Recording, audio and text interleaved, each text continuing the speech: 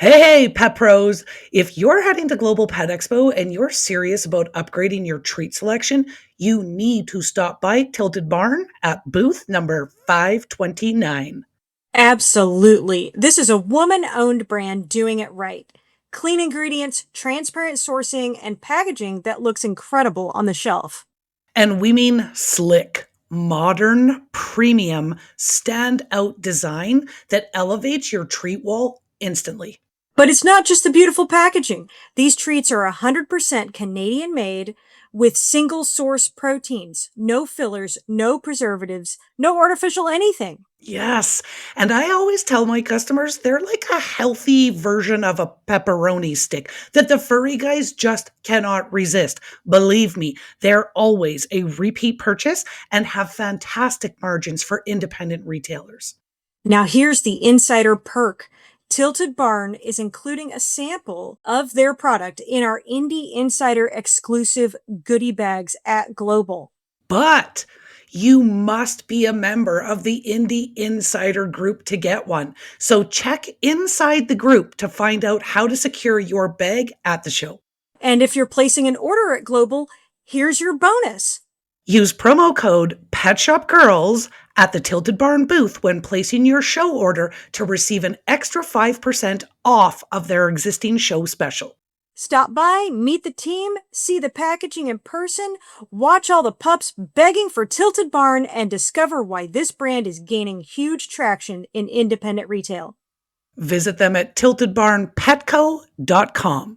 That's tiltedbarnpetco.com, and maybe I'll see you at booth 529. Hey, Carly, so I was just talking to Art from Aardvark Pet Products about the advantages indie stores get when they white label. Ooh, spill the tea. Well, Hey, I could do that. hey, Art, what are you doing here? I couldn't help myself. I'm sorry. All right. Here's the deal with our private label program. The independent retailer can take advantage of our low minimum order quantities so you don't have to tie up your cash flow. Plus, we'll put your logo on a custom label for free. There's no setup costs. Also, we'll give you a free UPC, and our turnaround time is super fast. Okay, well, that's a lot of savings right there. Yep.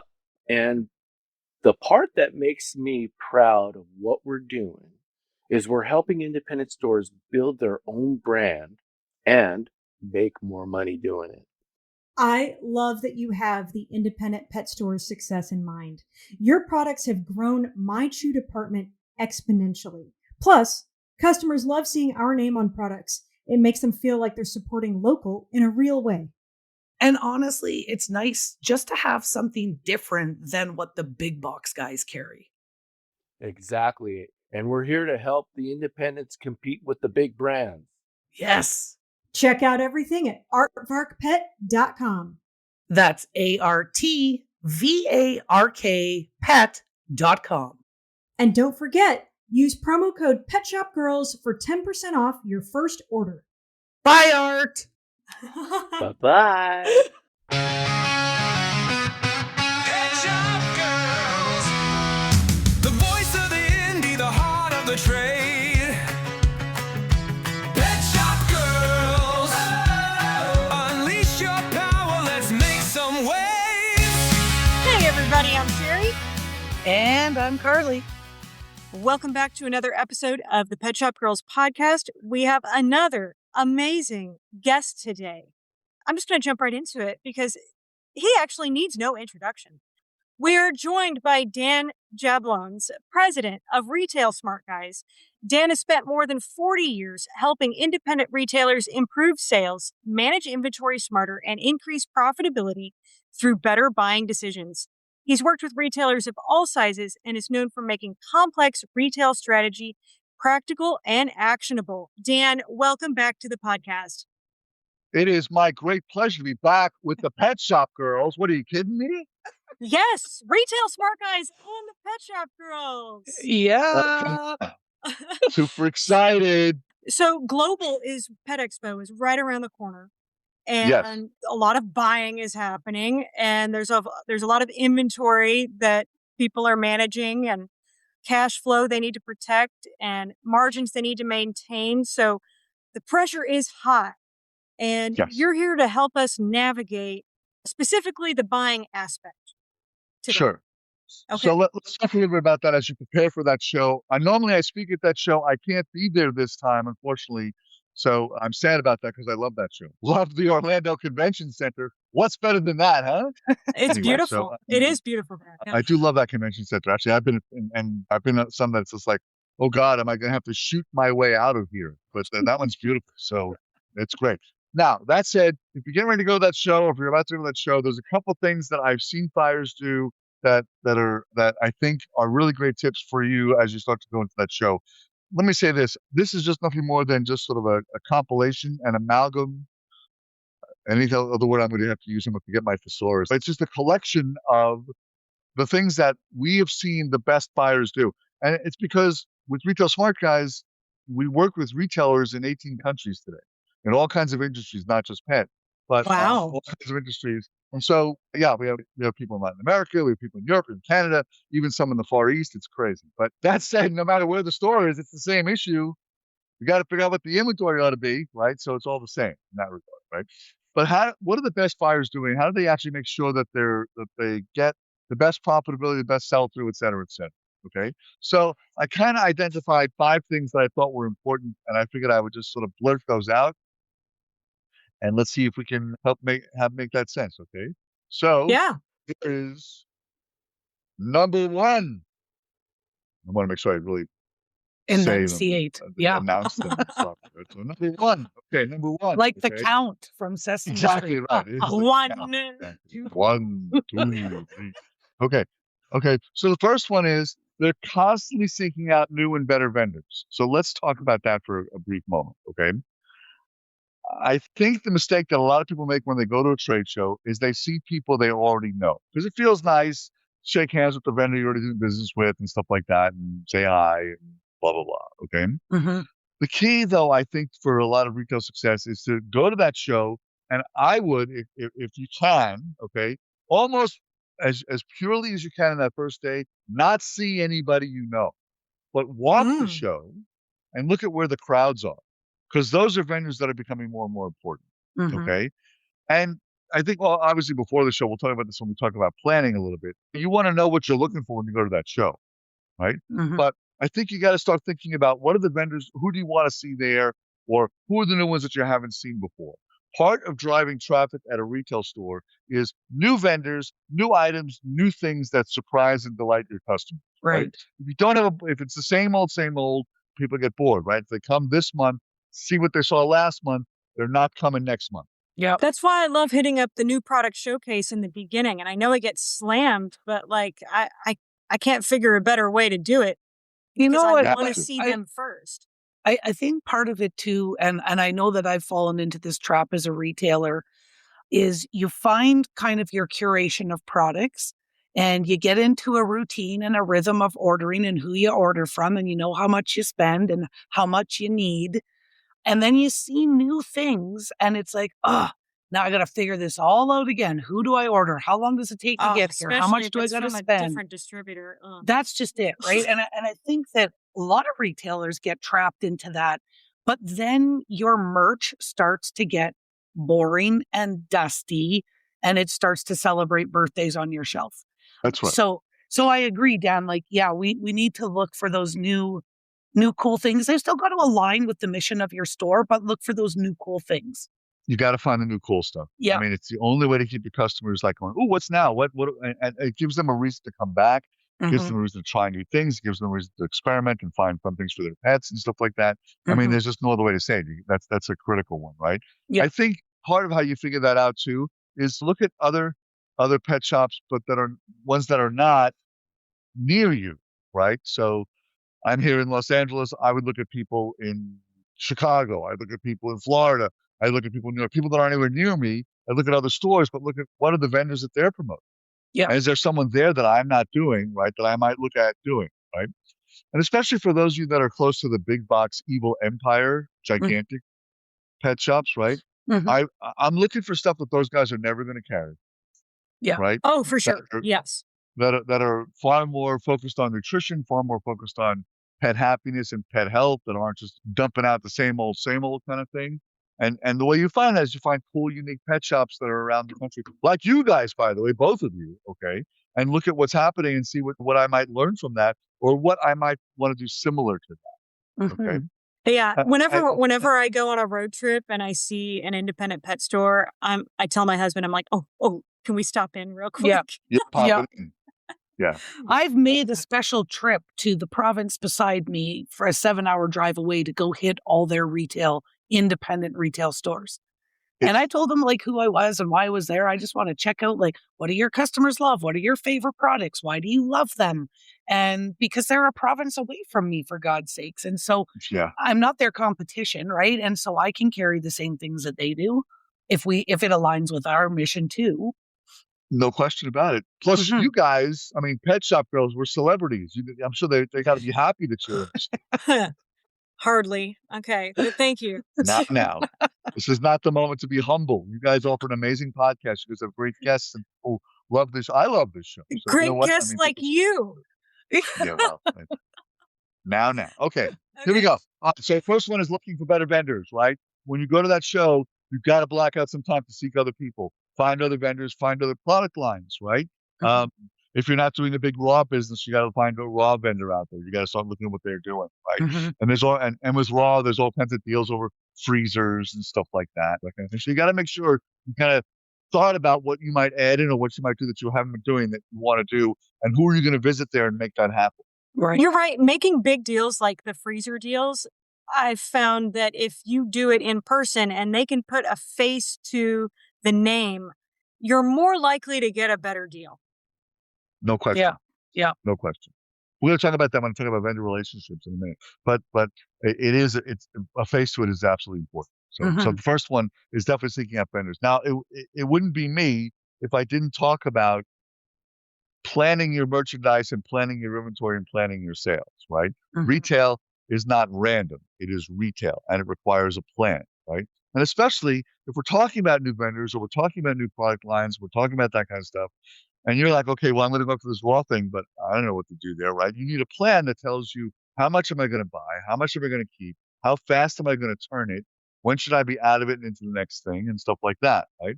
If you've got seasonal merchandise, you got to plan, when is that going to peak? When am I going to have the height of that inventory? When is it going to valley? When am I going to be at my lowest end until I've cashed out and gone on to something else, right? Yeah.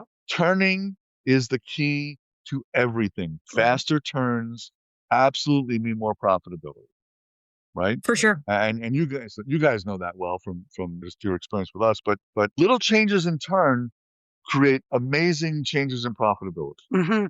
I've that you know what, Dan, that is one of the first things that I noticed when I started working with your team.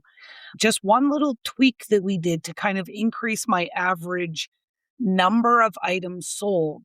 And already I'm feeling like there's some breathing room there when I look at my bank account, where Yeah. before I just felt like I was just keeping my head above water. Same. Obviously, Same. we have more work to do because I just kind of started with your folks a couple months ago, and I have been honestly your worst customer yet. I constantly forget about the meetings. They're texting me. They're like, "Are you coming?" I'm like, "What? Coming to where?" Like, I don't know. So I need to get some regularity in my own schedule so I can actually attend my meetings. But your guys are great. They're very understanding that I'm an We get idiot all- we and get all- can't show up to my own meetings. We get all lonely and sad.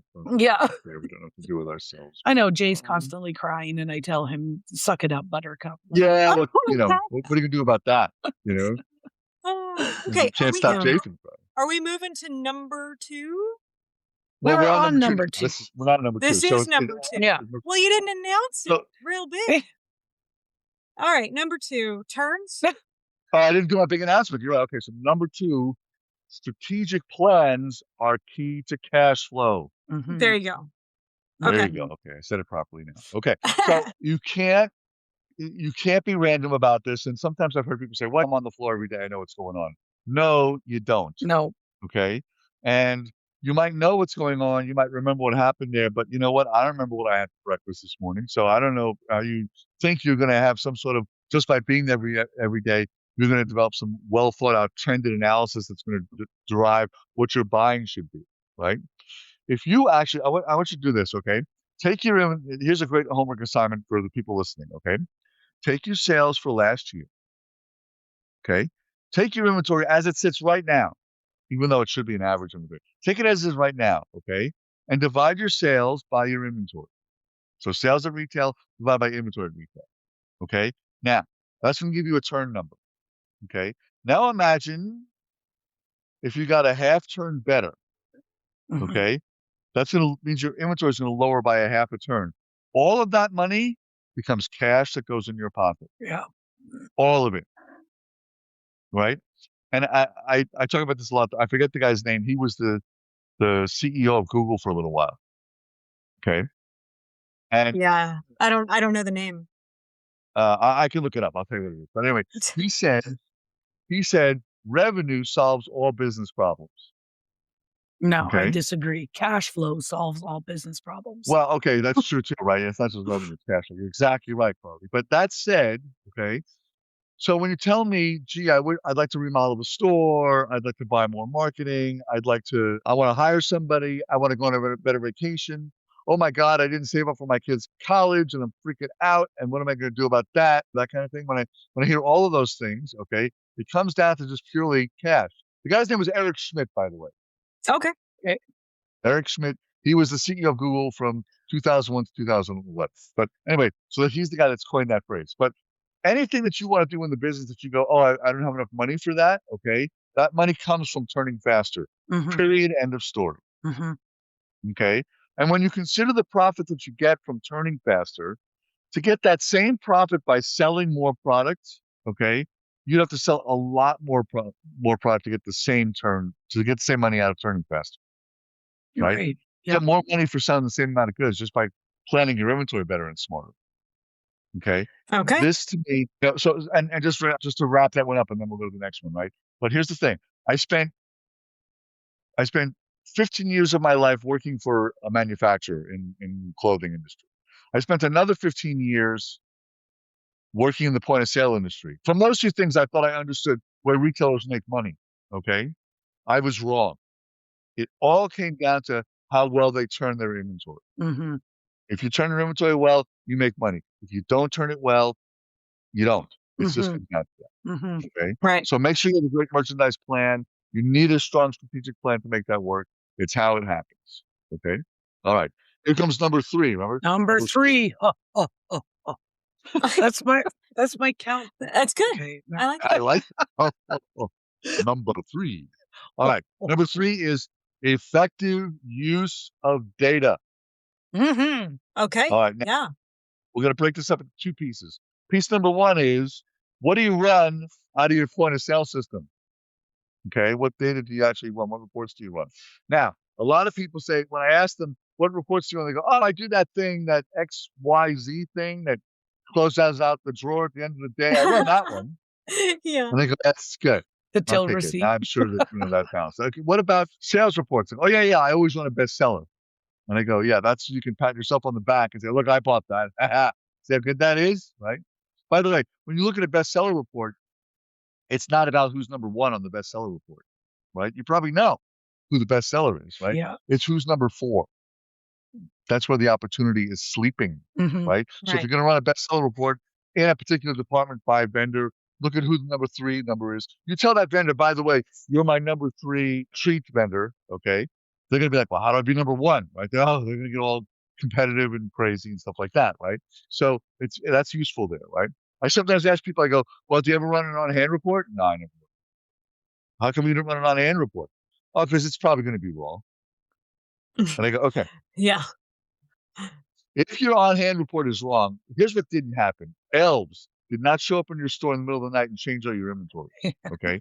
It's happening because you either didn't buy it right, you didn't receive it right, you didn't sell it right, or you didn't transfer it right if you're multi-store, right? Or you didn't count it right during your last physical inventory. But it's a symptom of something else that's operationally wrong, and you want to figure that out. Yeah. That said, if inventory is the thing you spend the most money on, which it is, right? You spend more money on inventory than rent, people, utilities, marketing, technology, any of it, right?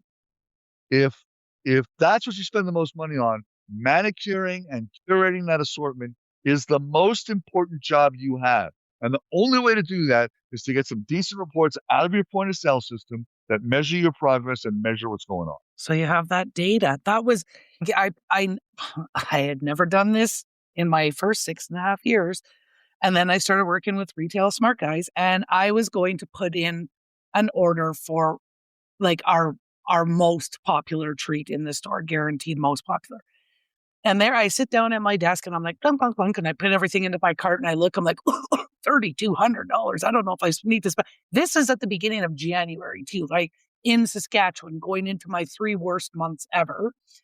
And I'm like, I don't know that I need to spend $3,200. So I'm like, I'm gonna actually base this opinion on data, not feelings, not my emotions about the treats. And so between my POS and ChatGPT, I kind of like gave ChatGPT some information. I took some reporting. I looked at the first 3 months of last year. How many of those treats did I sell? What do I really need to do? And I actually shaved that order down to like $1,000 instead of $3,200. And ChatGPT was right there cheering me on. And it's like, hey, if you sell more than this and you need to order before the end of March, that's a good thing. And I'm like, yep, it is. And sure enough, yesterday I placed that sorry, when at the time of recording this, it was like the 3rd week of February that I placed that order again. So we did sell more this year, which was a good thing. But I'm also glad that I actually made a decision based on data versus Carly's inability to shop properly. All right, Pet Pro, if senior dog customers are walking into your store every week asking about brain health, pacing, sleep disruption, or confusion, And you wish you had real clinical data behind what you're recommending? then you need to be at booth 1322 at Global Pet Expo. We're talking about the senior dog study conducted using MycoDog's Clarity Mushroom Tincture. And this wasn't a casual product test. No, this was structured clinical research evaluating how functional mushrooms and adaptogens support cognitive health in aging dogs. And here's the big takeaway, y'all. 81% of senior dogs showed stabilized or improved cognitive function. That is huge because cognitive decline is one of the biggest pain points that senior dog parents face and one of the hardest conversations for retailers to confidently navigate. What makes this even more compelling? Real world data, wearable collar technology, blood biomarkers, behavioral scoring. This wasn't fluff, it was measurable. And if you want to confidently talk about lion's mane, reishi, cordyceps, and actually understand how they support brain health, this is where you get educated. So here's your plan. Booth 1322. Join the MycoDog team Thursday, March 26th at 11 a.m. Eastern at the MycoDog booth to learn more about the senior dog study and their USA-grown mushroom tinctures.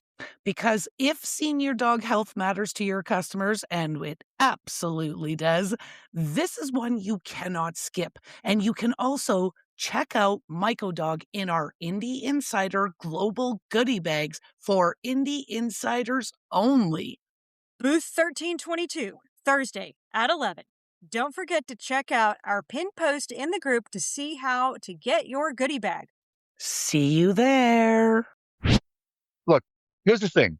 Every retail business is the combination of art and science. Okay. You guys are the art of the business, right? You have feelings for the product. You know what your customers like. You know what price points are important to them. What fabrication, right? Like they're not going to buy. They'll buy deer, they won't buy fish or something. You know, like there's something like that, right? They'll do that kind of thing. You guys know that part well, right? You need to be supported by the right information that helps you make the best decisions while you do that, right? Yeah, If you had bought that 3,200 instead of 1,000, you'd be sitting on inventory for a long time. I And here's know. the thing. Yeah, okay, so eventually you would have sold it, but let's just pretend it took you 4 months to sell that, but that invoice was due in the first month. Yeah, well, it was due when I placed the order. Right, okay. Yeah. So you preserved your cash, which enabled you to be nimble enough to buy something else if you needed to, Mhm. or had or ran out of something else, or needed enough to spend money on something else, right? Yeah. And so the freedom of that cash and the ability to be nimble is what makes a super retailer. Yeah. So good on you for doing that. And I think there's lots of reporting that's in the point of sale system. I always tell people the best way to figure out what you want to do in terms of reporting strategy is, first of all, you have to carve out time in your day that you're going to read, not in your day. You have to carve out time in your week or your month that you're going to stop and pull yourself away and read reports, Mhm. right? Right. Part of what we try to do when we're trying to schedule meetings with you guys is to get you not to work at your business, but to work on your business, right? Pull you out of the day to day and really take a look at what we've done, where are we, and where are we going, Mhm. right? That's an important piece. When you do that, though, if you're going to do that yourself and you're going to pull yourself away, right, you have to think about, what do I want to know? How often do I want to know it? Like, how often am I going to do this, weekly or monthly or whatever? Okay. And what do I expect to do with that data once I have it? Right. There's no point in running data just to have data. You want to have that data because it's going to inform your buy. It's going to inform your vendor conversations. It's going to inform your staff meeting. It's going to inform where am I going to find profit? It's going to inform your marketing. Oh my God, I'm sitting on 10,000 bully sticks. I need to do a bully stick event or something like that. That's going to make a difference in it. Right. That's Mhm. to all of that, right? And I have some people, what they do is they go, okay, the third Wednesday of every month is report day, okay? And they run all their reports the day before, and then they go and they sit in a coffee place, someplace that's not their house and not their store, and they read the reports. Why do they do that? Because if you're at the store, something's going to happen. A customer you got to talk to. The UPS guy shows up and he's got some story he's absolutely got to tell you, right? Is that a Um, thing with all UPS guys? Because my UPS guy tells me a story every time he Oh comes. yeah. They're for sure. That's they're the Oh, storytellers of today. That's for sure. yeah. There you go. Just wanted Um, to jump in real quick and say that, look, I am not a numbers person. And what Retail Smart Guys has done for me is they compile all the numbers and tell me the story so that I don't have to dig and figure it out myself. And yeah, you're taking historical data, you're also using projections, and then we are piecing the story together and coming up right. with a plan, Mhm. essentially. Well, and the other thing that I'd add to that too is that really the difference between us and you guys is that we're talking to different retailers every hour of every day, right? Right. So we get a view of the marketplace that you're not going to get because you're in your own stores. Yeah. Right? Which leads me to my next one, which is the external part of it. Not it's still in the same one, so I don't have to do a big announcement. But Okay. there's your own internal data, right? Which is what you get from your point of sale, and you want to come up with a strategy for what that looks like, right?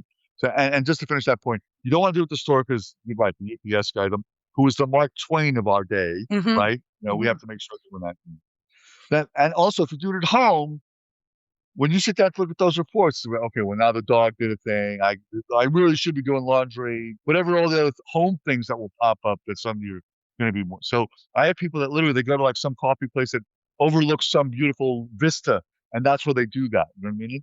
Wherever you go, as long as it's separate from either your home or your store, that's the way to do that, right? Yeah. The, the other part of effective use of data is proper sources of external use of data. Okay, by that I mean you need to find resources that are providing trustworthy data that help you set your vision for the store. Okay, Okay. you guys, Pet Shop Girls, is certainly that, right? Because you're bringing in other people, other guest speakers and stuff like that that are talking about important things in the industry that help people not just be trapped in their own four walls. Okay. Mhm. Yes, we do some of that too because we're talking to different retailers. When you think about it now, and you think about things like social media and the internet and stuff like that, you have to be very careful about the sources of data. And I'm going to tell you this thing, and it's not a political, it's going to sound political. It's not that at all, right? But if you go on the internet, you will find as many sources of data and statistics that say that any president you want to name, either our current or any past president, there's a million statistics that will say that's the worst guy that ever lived or the greatest guy that ever lived, Yeah. right? For every single president. It just Okay. depends what side of the algorithm you're on. Exactly. So Yeah. you have to really look at the data and go like, is this data motivated in some other way, Mhm. right? Other than just sort of like, it's purely what's happening in the industry, Yeah. right? Yeah. So for example, right now, as I talk to you guys, in some of the pet shops I've talked to, they're seeing sort of this wavering thing about toys right now, right? And some of the toys are doing better than others, and they're having to really dissect and look at the toy business, right? And some of the rope ones aren't as strong as they once were at one point in time, right? So they're having to rethink what they're doing in terms of toys. That's really useful, important data. You may not pick up on that just looking at your own data, but Yeah. you hear that someplace else. It makes you go back and, okay, let me look what's happening. Oh yeah, my rope toys are a little soft. I need to figure out something about that, right? So Yeah. effective use of data means both using your internal data and do I have good sources of external data that I can count on and rely on to give me insight into what's happening in the industry. Credible external sources. Yeah. Exactly. Yeah. Okay. All right. Here comes number 4. Ready for number 4? Number 4.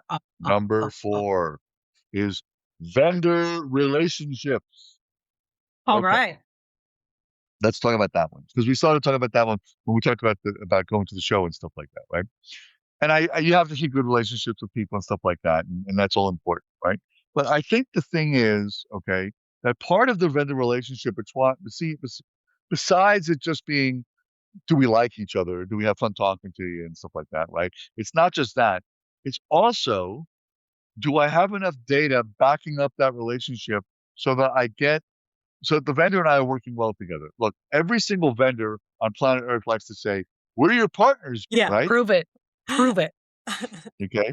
Okay. So the only way that partnership has any meaning is if you use something called a vendor scorecard to really establish what we're doing that's working or not working. Mhm. Okay. And we have samples that we can share. And so if you guys want, Oh, good. we'll Because share. you guys were helping me create my vendor scorecards, and I was trying to talk about it on our global episode, which was released a couple weeks ago.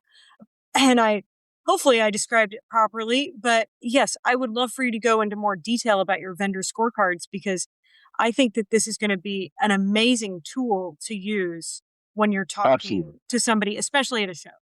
I'll So- say too, like Mhm. your scorecard, Dan, is after the relationship exists. Yes. The Pet Shop Girls partnership indie partnership scorecard that we created and provided our membership is deciding if you should get involved and create that Right. partnership. We So- made a scorecard for if you haven't worked with them, if you should work with them. Yeah. Oh, wow. Your scorecard is Now you're working after with you've them. already worked with them and you have some sales data. Yeah. Right. Is it working? Okay. So let me give you this example. Okay. Just a simple one. Okay. Let's say you're working with a vendor, and I'm going to keep the math really simple because it's all verbalized, but you can get real samples and real data. Let's just say you're working with a vendor and you're going to buy $1,000 worth of product from that vendor. Okay. And let's pretend it's not food, it's something else. So we're going to put it out we're buying it for 1,000 and we're going to put it out for 2,000. Okay. And obviously the margins are way different than that. I'm not telling you to do it that way, but Mhm. just so the math is simple. So we bought it for 1,000. No, I'm sorry. We bought it for 1,000. We're putting it for 2,200. We're going to do a 2.2 markup. Okay. So if I'm going to sell that product for $2,200 and I'm paying $1,000, I'm hoping to get $1,200 of margin out of it. Mhm. Right? The 2,200 minus the 1,000. So that's what I'm hoping for is $1,200 of margin. Right? All right. Now what happens? Well, I only sold 1,700 of it.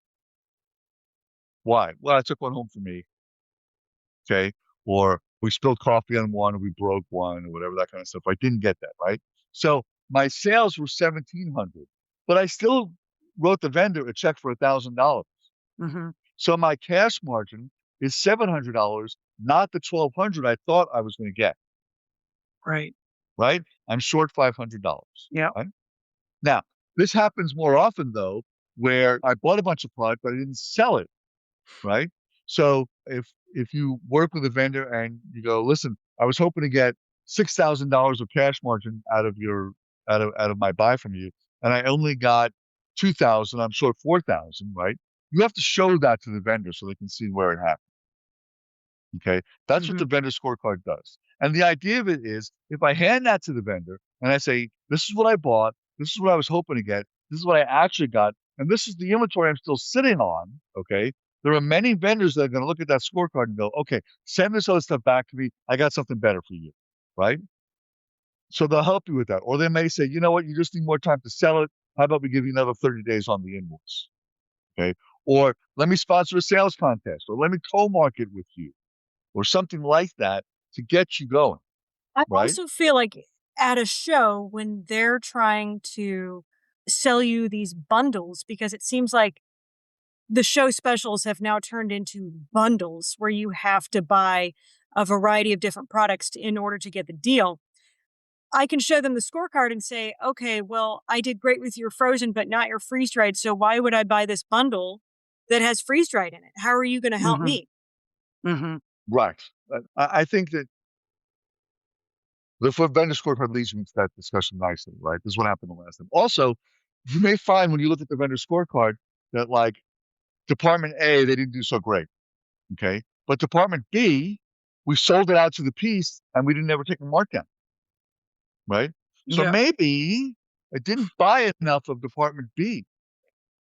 And I should look at that more carefully, right? So it isn't just a tool to beat up the vendor. It's also a place to look for opportunities within that vendor that you might create some additional business and grow and help Mhm. them grow their business, right? Mhm. And if they say to you, listen, Department A is what we believe in Department A. We want you to buy Department A.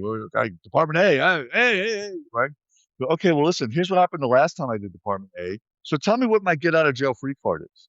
If I buy this from you, when the numbers are telling me that I shouldn't, because you tell me you want me to, right? You can almost read the memo in their eyes, right? Where they were told by corporate they've got to sell this.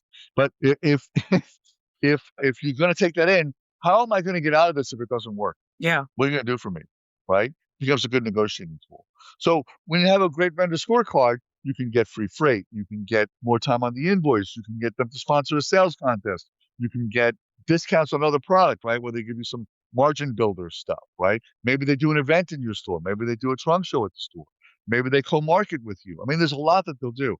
Having said that, by the way, there may be some things they won't do, right? They go, okay, we are this grand, high, exalted, mighty vendor, and we don't do any of those things, right? Doesn't mean you don't buy from them. It means you now know that if you get into trouble, it's You're on the all hook. on you, Yeah. right? Yeah. So that means when I buy that line, I have to be careful. Mhm. I have to be smart about that. I can think of a couple vendors like that. Yeah, me too. Let me ask you your opinion on this, Dan, because I have been in this situation where I'm supporting the brand, I'm bringing in the stuff, I'm doing the things they're telling me to, and not for lack of trying on my team's part, but we can't move the product. And the offer that comes back is, well, how about you do a 20% off? You cover 10, we'll cover 10. Oh, I hate that. Okay. I'm sorry. Well, not only do I hate that, but how are you covering that 10? Now I got to waste my time to sit there and try to run a report to show you what I sold so that you can give me 10% back. This is your product. I did what you said. So I'd rather I put like it at the scorecard. 50% off and get it out of my store and maybe not do business with them again. That's what I have ended up doing in the past. So that I kind of Well, wanted your opinion on that, Dan. Like, what do yeah. you think of So those? here's the thing. I think the first thing I learned this when I went during the recession that happened in 2007. God, I'm old. Anyway, so I learned this in 2007. Okay, and this is what I learned. Okay, and in 2007, a lot of people were going to their landlord for free rent because we were in the middle of a recession. The Earth had left its orbit and was careening towards the sun. Right? I mean, we were in real trouble. Okay, so the landlord started to ask a bunch of questions, and I think it's true about vendors too, which is this, right? You have to not just say, "I got your product that didn't work well," right? You have to talk about all the things you've done previously to move the product. Mhm. I moved it in the store. I did 15 blasts on social media. Okay. I've given my salespeople a spiff to try to sell the thing off. I re-merchandised it. I talk about it all the time. I made sure everybody had enough product knowledge so that they could be an encyclopedia on this, right? You have to show that you put in the effort. So it's not just you come to them for money. Yeah. Okay. Yeah. That's the first thing. The second thing is now they come to you and they say, well, okay, how about you go 20 off and I'll do 10 and you do 10. Okay. It's a good start. Okay. And I really appreciate the effort, but let's make sure you understand. If I'm going to discount this thing, 20 off, A, is not going to move the product. Nobody seems to care about that. B, the amount of work on my side to get the 20 off is I got to reticket the whole thing. I got to get everybody going. I got to do more media, more broadcasts and stuff like that. So 20% off means I'm just going to lose more money on it. Okay. I'm not going to be able to move this product unless it's 50 off. Now, we can do it a number of different ways. One way I can do it is just promote your name like crazy. Hey, brand A, I'm going to be 60 off. Right? Now, why will they hate that? Because now you've polluted their name a little bit. Mm-hmm. Right? Now it's like, first off, the people that are selling it are going to have a hard time because your store is selling it at 50 off or 60 off or something like that. Right? Mm-hmm. So they have to understand, you have to get your money out of those goods. And I'm going to do it one way or another. And if you participate with me, I'm going to give you another chance to get in here and sell something else. If you don't participate with me, okay, I'm going to have to get my money out, and then I'll buy from, I learned this one from Walmart. I'll buy from you if I have to. Yeah. Yeah. Okay. Yeah. Now, that doesn't mean I've threatened them. I haven't said, I'm never buying from you again. I'm not insulting their lineage back to the Mayflower. Okay. Right. What I am doing, okay, is I'm making clear that listen, it's not personal. I have to get my cash out of this whole thing. And if I have to do all this extra effort to get my cash out of it, and you didn't help me, okay, I'm gonna go where people have a relationship with me and are loyal to me. Yeah. Right? And So want to see me be successful with their products on my shelf. Or at least act like it. Yeah. yeah, exactly. So here's the thing. So here's what I'd like you to do, Mr. Sales Rep. Here's the vendor scorecard. Take that back to your boss, okay? Take a little time. Explain that I'm really very hesitant to keep buying while this situation is happening, and tell me what you can do, okay? And if you can't do anything, then you can't. But if you can, we'll talk about it, okay? How long will that take you to come back to me? And then, well, okay, it'll take me a week, take 7 days, take 10 days, whatever. Okay, yeah, you tell me what it's going to be. Meantime, I'm going to have to figure out what I'm doing on my end, okay? Love you. See you soon. Okay? But here's the thing. I'm never doing it in a negative or threatening way. I'm just letting them know, listen, you know what? I can't just let this languish on my shelves. I have to get the money out of it. Okay? Yeah, it's just So business. either And you're not. this makes me think of something too, and I actually talked to my GM about it because he does a lot of my buying now, and both of us have fallen into the trap of buying an ISO of something because we liked the rep. Yeah. And then that we were hesitant on the products, and those products wound up not working out. And I feel like that's a trap that we all kind of fall into as well. And I Mhm. try not to do that anymore. I'm just straight up and I'm like, yeah, that's not going to work in my store. I can't do that. Mhm. In a sea of Himalayan style shoes, how do you actually stand out? Okay, well, let's be honest. This is a saturated category. Same shape, same claims, same long-lasting yak chew story. But Yak 9 Chews isn't just another copycat in a crowded category. Yak 9 is actually an award-winning brand that took a traditional Himalayan chew and elevated it. First, they don't splinter like lower quality chews can. They're dense, durable, and crafted for a safer, longer lasting chew experience that pet parents trust.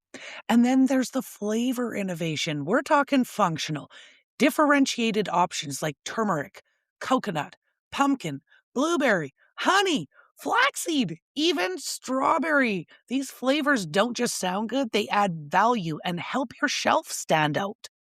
And they're made with simple ingredients like yak milk, lime juice, salt, no artificial preservatives, high protein, easily digestible, clean label, strong sell. And from a retailer perspective, multiple sizes, strong packaging, a lineup that merchandises beautifully and drives repeat purchases. So if you're walking Global Pet Expo wondering whether you need another Himalayan chew, You don't. unless it's Yak 9. That's right. So visit Yak 9 Chews at booth 750 at Global Pet Expo. And while you're there, use promo code PetShopGirls at the booth for an extra little discount on top of their show special. And you can learn more at yak9chews.com. That's Yak 9 Chews, not just another chew. if the business is a balance of art and science, right? The art certainly and the relationship. I'm not telling you just to be all cold, it's all numbers and that's it, right? So you got someone you've got a good relationship with, they want you to try a product. Yeah, I'd probably do it as long as I knew I could get out of it and that kind of thing, right? And listen, there is no such thing as a perfect buyer, right? You buy something that you think is the coolest, greatest thing ever, and then your customer goes, "Yeah, not so much," right? So, Yeah. so it happens, okay, and you're just gonna get out of it. That's all.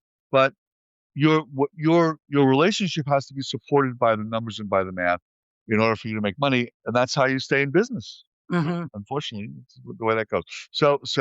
And again, I think it's important to share with them the things you've already done to make it work, right? Because if it's just, yeah, I put it out, that's what I did. Okay, that's not the answer, right? It's I did that, it wasn't selling, I did this. It wasn't selling, I did that. By the way, I'm very big on giving the vendors the feedback. I like to give them the vendor scorecards, and your better vendors will hunger for it. Yeah. Yeah. My suggestion on the scorecard, Dan, is you need an app. Oh, that's an interesting idea. I would like that scorecard as an app, just kind of like a virtual Rolodex, so that when I'm walking the floor and I'm talking to my rep, I just pull up my app and I go to the letter that their brand starts with, and I pull theirs up, and there's their scorecard. And I can just, I'm gonna have to think about how to do that, but that's a really great idea. well, that's the only thing I'm thinking, right? Because like Sherry, how many brands do you have? Like 200? Well, for global, I looked up who's going and my big brands, and we're creating 8 vendor scorecards. Okay, 8. But if you were actually going to talk to if you had the opportunity to talk to every brand, you might be walking in there with 100 scorecards, which is how unless they're the size of business cards, that's why I'd say on an app, an electronic version of some sort that. Well, and it'd be nice to keep track of old scorecards and new ones. Yeah. And see the trend. Yeah, that way you can see what the improvement is. The tricky part about the scorecard is that first off, we have to compile it differently on a point of sale by point of sale basis, right? Some of them I can make it right. It's labor intensive, Carly. Yeah, it's pretty labor. Oh, see, in my pea brain, it was like 4 boxes. Oh no, this is it's pretty elaborate. Okay, well, we figure out a way to condense it down to. Yeah, we'll think of something on that. It's a really great idea, and maybe it's just maybe the way we do it is we give you a way to sort of feed us the data, and we'll do the work of it, and then we'll produce it for you. There'll be a way to do it. We'll figure it out. Well, and I think with AI, there may be a way that it just isn't here yet, but it's coming. You know what I mean? Yeah. All right. Are we moving to number 5?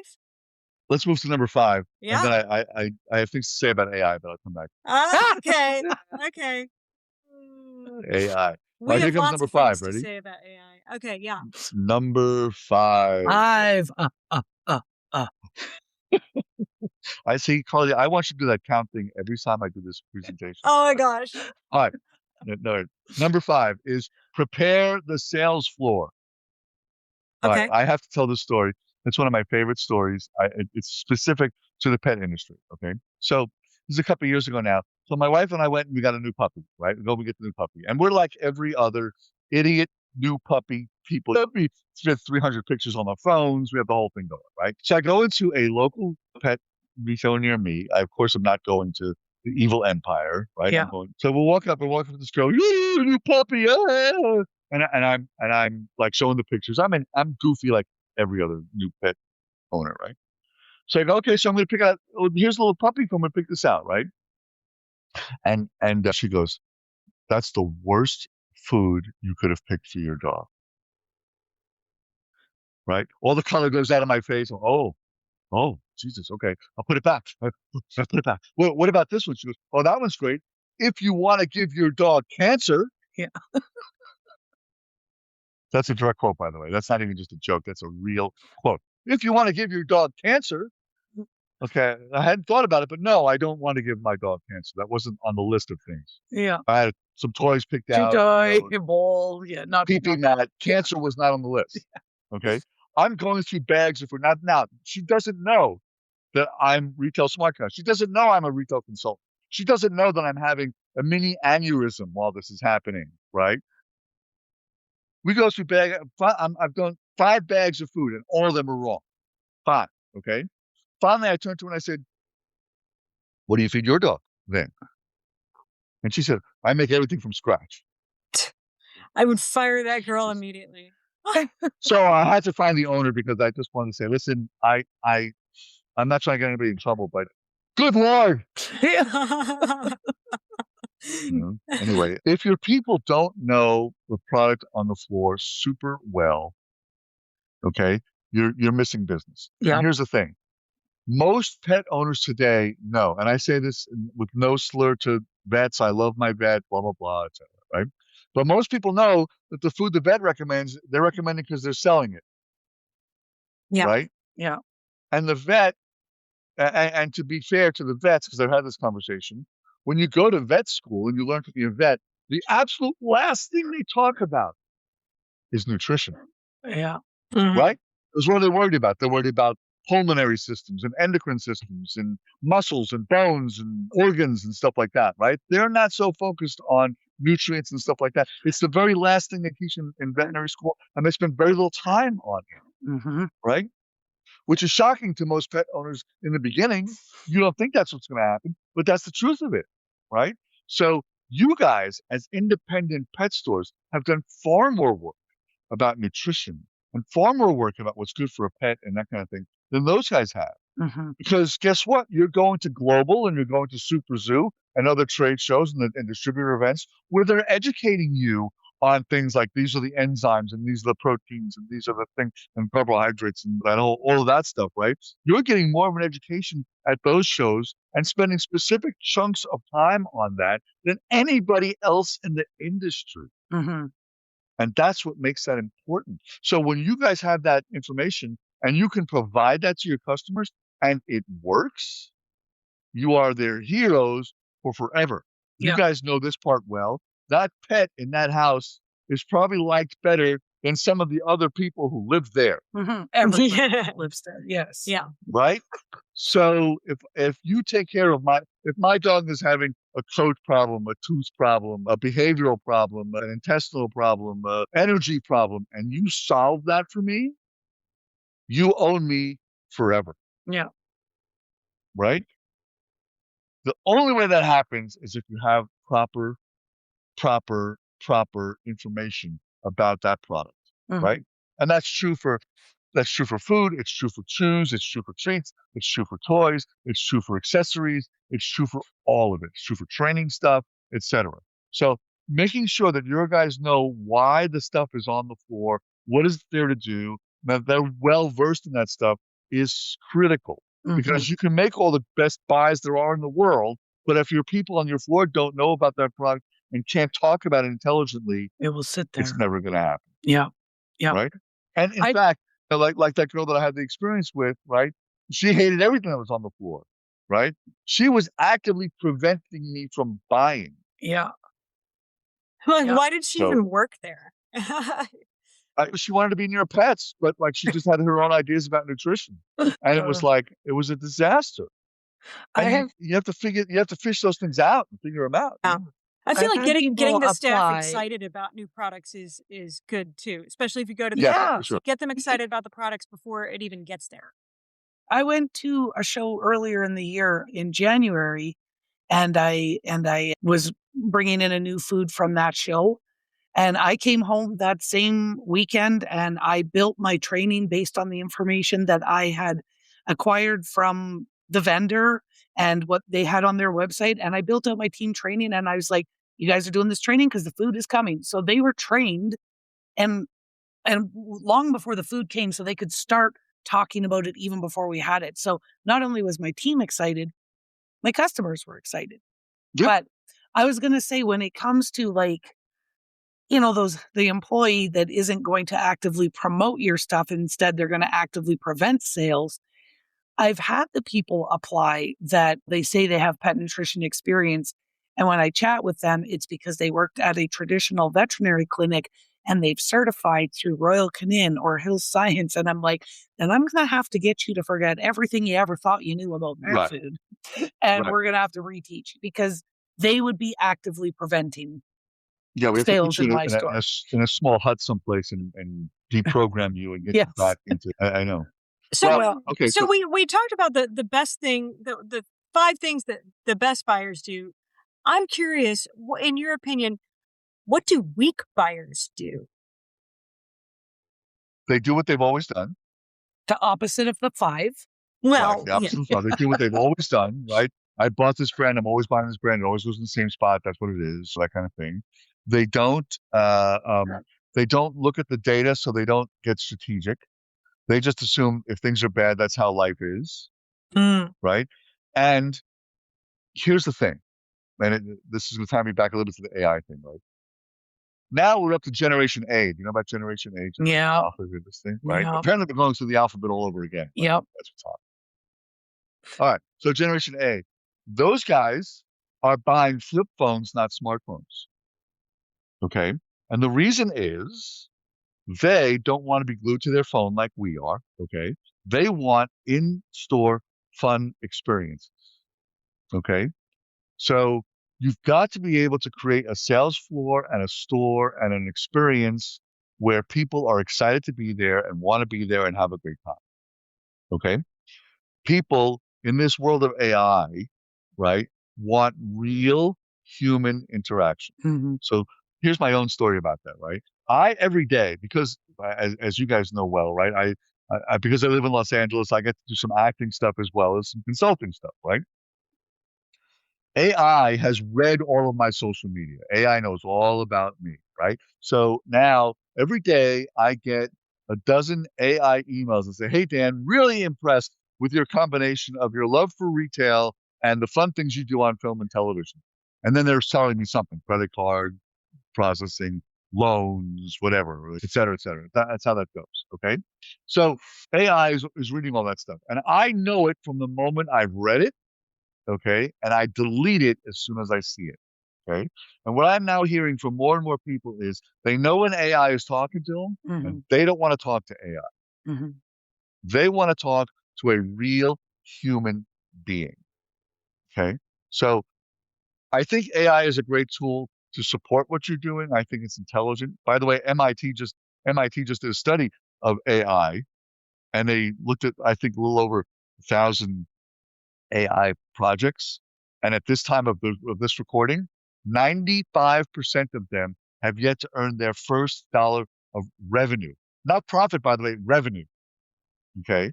I think AI is a great thing. It's going to be a great thing. It's not there. I feel like most right? people don't know how to use it correctly. And Yeah, I for feel sure. like this is the tip of the iceberg. I also believe that, now this is getting a little deeper into it, so many jobs are going to be displaced within the next 3 to 10 years that there's going to be a major revolution that's going to happen. And I'm not sure what that's going to look like, but it's not going to be pretty. Listen, that's why my plan is to hire a robot. There you go. Okay. Truth be told, you've been talking to a robot the whole time. I'm actually on a golf course. Yeah, we knew that. This is just her Yeah. hologram. This is my hologram. This is my thing. Actually, truth be told, I can't play golf. It's the saddest thing ever. But anyway, all that to say, you're going to start to see, you're right about that, Sherry, that's happening. But by the same token, there's also a pushback in the other direction, which is like, I need a real human experience now. Yeah. I need to have I want For real sure. interaction with real But people. I feel And like so- as business people, though, I feel like if you don't get on the AI bandwagon, you're going to be left in the dust. You have to learn about it, and you have to. What I'm hearing more and more is that it's no longer AI is everything, and I just give it all to AI and let I run the show. Right? You have to know what you want AI to figure out. Yeah. And what to ask it. And, right? and I've said it before on previous episodes too, that it's not that AI is going to replace the people. It is that people who embrace AI will replace those who don't.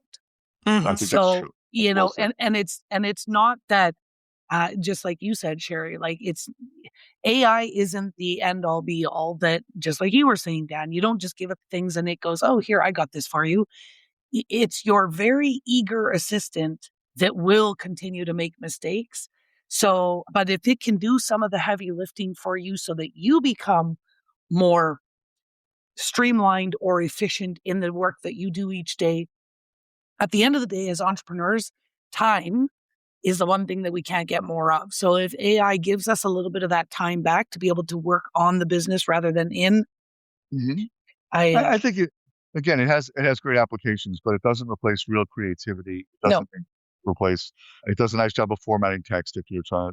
If you have some random ideas and you want a very, very pretty thing, it does a nice job of that. Yeah. Right? But and it does. I think on the programming side, you can give it a business problem and it will write code that would fix those things, right, or do those things for you. Yeah. But a great idea for an in-store event, don't go to AI. AI is not creative. AI will scour the internet and see what everybody else is doing and give you an idea about that. Yeah. If it knows where to go Yeah. and knows what to do for that, right? Yeah. You can come up with some clever idea. I have found one of my biggest time savers in AI is tech support. When I'm sitting there trying to Oh, punch yeah. away and do something and I can't figure it out, and I'm like, ah. And if I had to call tech support or if I had to send an email or a chat and explain, like, I just fix the things with AI now. It's like, do this, click here, Yeah. point there. And I'm like, oh. And when Really it good at doesn't that. work, I send it a screenshot and it's like, oh, thanks for that. This helps a You know, lot. you know what else is great about that too, by the way? I've used AI for that a lot too and solved a lot of problems fast. And then you know what else you don't have to do? You don't have to answer 15 emails. How is our support? I know, right? Yeah. Right? Yeah. Yeah. Okay. I could go. Well, I want to jump in real quick and do a shameless plug because Carly and I are going to do a summer mini series about AI and tech. So we'll keep you updated on that on all our socials. But was there any other questions you had, Carly? No, I think we've got a bunch of good information now heading into global. Anybody who's going, Dan has given us the golden book, the golden playbook of what to do to be an efficient buyer and the mistakes to avoid. I would like to thank you, Dan, for again sharing your knowledge with us, taking some time out of your busy schedule. Now that you don't golf, I'm not exactly sure what you do in LA. But anyways, Well, let me but say I this. know you're busy. No matter how busy my schedule is, I am never too busy for you guys. Oh, Okay, I'm never too busy to be part We of the pet shop. appreciate that. Okay. So, and let's just do a very fast recap. Okay. Number one, constantly seek out better vendors. Number two, have a merchandise plan to create some strategy for your store. Number three, effective use of data, both internal and external. Number four, perfect that vendor relationship with your vendor scorecard and making sure the vendor knows what you need. And number five, prepare that sales floor with great product information. Yes. There we go. And if anybody listening wants to find out more about Retail Smart Guys, it is retailsmartguys.com. Did you want to give any other Sure. contact info? If you want, you can write to me at dan@retailsmartguys.com. That's by the way, I don't go to bed at night unless my email is unless my inbox is empty. Which is Right? insane. That's insane. Yeah. It's insane. But here's the Dan, thing. I'm going to give write you to me- access to my inbox so that And you get can it go cleaned out through for you? the 8,900 unread emails that are sitting there. Well, here's the thing. If you guys write to me, it's not because you need like a new chocolate chip cookie recipe, right? You there's something going on with the business and you want some help. I'm either going to answer it or I'm going to say, we should need to schedule time to talk about it. So I will, any email you send to me, you're going to get a response typically that same day, or worst case the next day. So that's that one. My cell phone is 818-720-2585. Okay. I love how transparent you are. Yeah. Yeah. Well, and here's the thing, Pet Pro, if you are a retailer and unless you've got some sort of formal education around inventory management, maximizing cash flow, all of the things that Retail Smart Guys do, you are currently flying blind. And I knew that for 6 years. I just didn't know Retail Smart Guys existed. With Retail Smart Guys, just like Dan said earlier, that retail is art and science, or it's the art of science, however you worded it. We're the art. Retail Smart Guys is the science. So they will give you that data in order to make smart buying decisions, smart inventory decisions, smart cash flow decisions, so that you can have more cash in your business, more time, all the things. If you use Pet Shop Girls as your promo code with Dan, when you work with his team, you will get a $1,500 assessment of your business for free. This costs you nothing, but it gives you an idea of, do I need their help? Could I benefit from it? And if the answer is yes, then it makes perfect sense Well, to and start working with that them. assessment, I remember it like it was yesterday, and they spent a little over an hour with me, and I actually learned a lot from it. And even if I Mhm, hadn't signed up, I learned something. So it's mhm, worth it. mhm. That's the idea of it. The idea of it is that you'll learn something no matter what. Here's the other idea of it, right? If we think that incorporating our science into your business is going to give you a return on investment, we're going to show you where and how. Yeah. Okay, you're going to see exactly where it is and how it is, and then you can make a business decision. But our whole intent in this whole thing is not just, well, let's see how much money we can charge. Yeah. It's not that, okay? It's okay. If we do this, right? What will we? What is it going to cost us to do this thing? And is there a return on investment for you as a retailer? Mhm. Because if there isn't, there's no point in doing it, right? Yeah. But we want to go where we can win. We want to go where people are going to be happy with our services and stuff like that. So we want to make sure that everybody is winning with what we're doing, right? Well, no, now, I right? That's really the idea. feel like you guys are in it for the independence, and you care about the success of the independence, which is why we have aligned ourselves with you. And like with Artvark, he's the same way. Like he really cares about the success of the independent businesses out there. And I can't say enough good things about all of you guys. So Yeah, because there definitely are some retail consulting services out that there, are I will just in say it for that the money. I've yeah, reached out to some, and like I got the feeling they were just in it for the money, and they didn't really care about they my just wanted success. another fish on the line. Yeah. Yeah, and that's Well, what I was gonna say, those that shall not be named, who maybe aren't in it for their client, who they should be. They're in it for themselves, and you can smell that on them. if you go to our website and you look at our logo is there, but now across it in red it says "Planning with Heart," Mm. right? And I added that for this reason. We care about you guys. And I think you guys can attest to feeling that, right? We don't want to just sort of say, okay, well, I don't want to deliver your numbers to you as if like I was some junior accountant delivering your taxes to you, right? We celebrate the wins, we cry over the losses, but we help you figure out how you're going to get through it. And we care about you as if we own the business or as if you were family members. And that's the Mhm, important part, right? mhm. We want to treat you like family. We want to throw our arms around you and make sure you're doing well. And that whatever goals you have for the business, financially or whatever else, okay, we're there to make sure that you're achieving those goals. Yeah. That's what we want to do. And that's a little bit what makes us different is that we really view it that way. We plan with heart. We care about the people, and that's important to us. Yeah. Yeah. So there you go. Well, it No, shows. and we appreciate that. All right. Well, this packed with gold in here. Obviously, the exclusive playbook for our off the record members will be available. If you haven't grabbed that, grab that before you go to global, and have a great buying show. So until Have next fun, time, everybody. Pet Pros. Bye-bye. Bye.